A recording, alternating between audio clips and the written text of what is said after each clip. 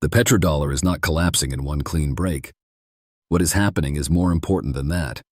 Its monopoly is weakening, while the UAE is still deeply tied to the dollar system through the dirham peg.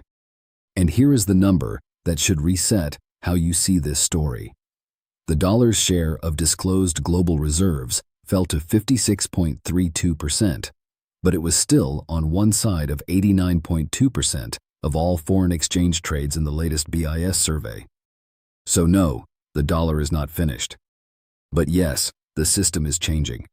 And if you live in the UAE, that change can hit your rent, your job market, your loan costs, and your savings decisions faster than most people expect.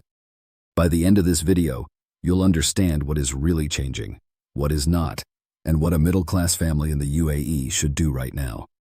First, we need to clean up one common misunderstanding. The petrodollar was never just oil gets sold in dollars, it was a larger system. Oil exporters earn dollars, global buyers need dollars, central banks hold dollars, banks borrow and lend in dollars, and the United States gets enormous financial reach because so much global trade and finance runs through its currency.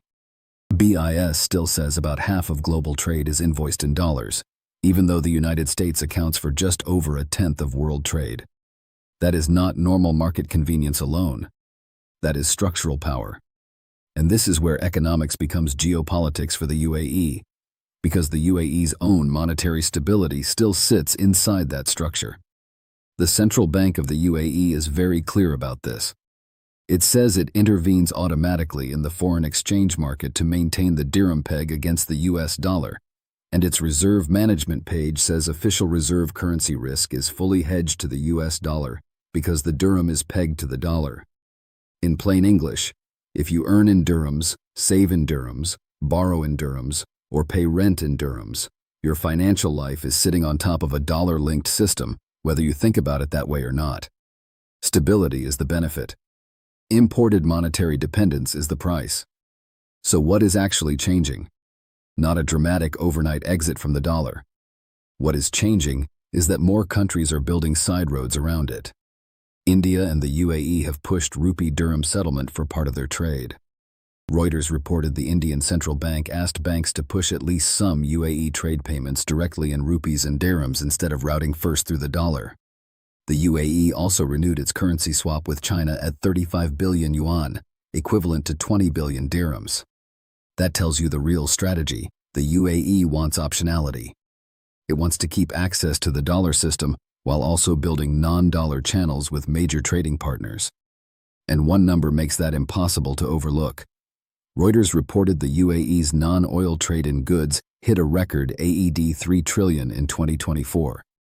That matters because the UAE is no longer just selling hydrocarbons and parking the proceeds. It is monetizing logistics, re-exports, finance, ports, aviation, free zones, and trade agreements. In other words, the UAE benefits when the world is fragmented enough to need intermediaries, but still open enough for goods, capital, and people to keep moving. That is why the country can talk to Washington, trade with India, expand with China, and sign bilateral deals across very different blocks. But here is the contradiction most residents miss. The UAE can diversify its trade channels much faster than you can diversify your household risk. The state can hedge between currencies. A family in Sharjah cannot. A logistics giant can benefit from rerouted trade.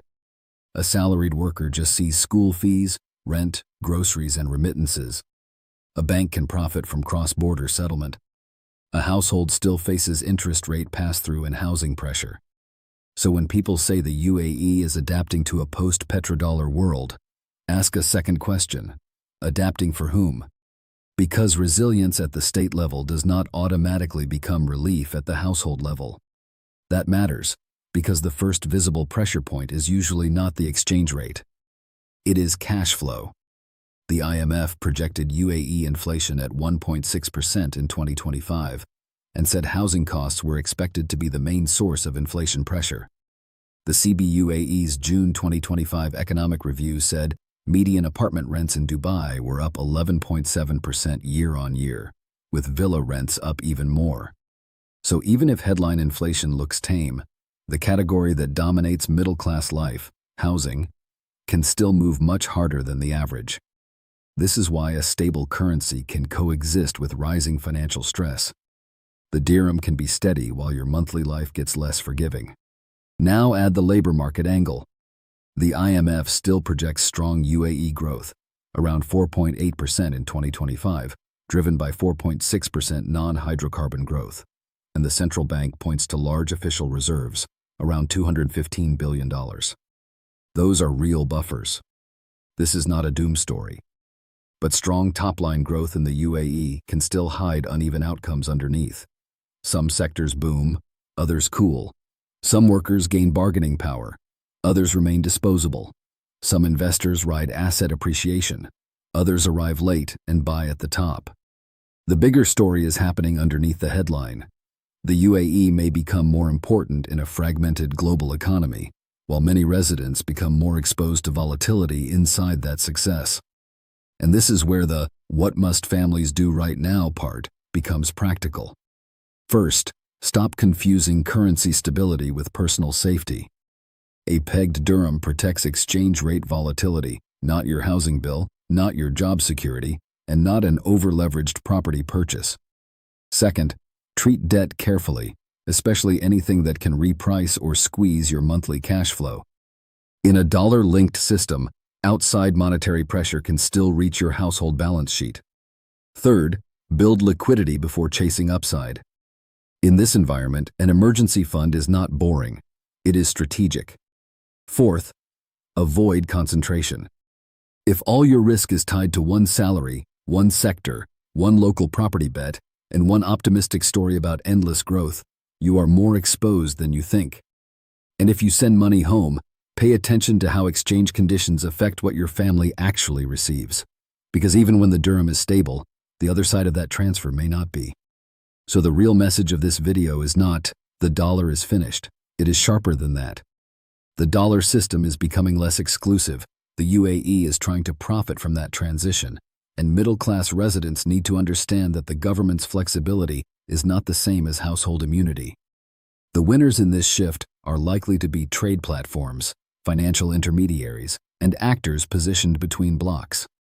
The losers are the people who mistake macro resilience for personal protection.